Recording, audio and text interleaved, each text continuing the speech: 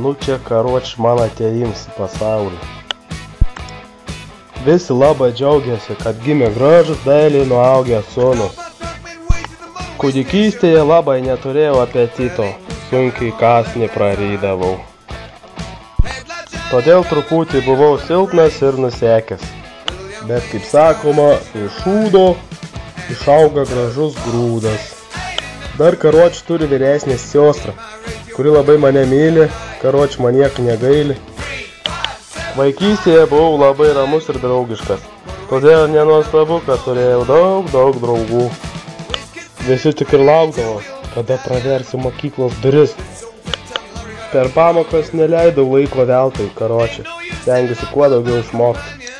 Todėl dažnai lankydavosi pas direktorę atsiimti stropiausią mokinio diplomą, vopšą. Sunkiai mokydamasis pavargau ir apsisirgau. Todėl karoči nutariu nebeiti į mokyklą, nes ir taip daug išmokau. Nu, bet tada mokykla nutarė pas mane lankytis. Nutariau slapstytis nuo nereikalingų žmonių, kurie terša man mokslą, kurie ir taip jau senai įsisavino. Jaučiausi kaip nusikaltėlis, bėgdamas nuo kažko. Todėl palaužau ir apėmė mane depresija. Čia ble depresija, ne? Depresija? Nu va, dabar jau panašiau. Vienu žodžiu, patys žinot, kokį kelią pasirinkau. Nu čia mano foto jau kas neprisiminat ar neįsižiūrėjo, čia šiek tiek foto.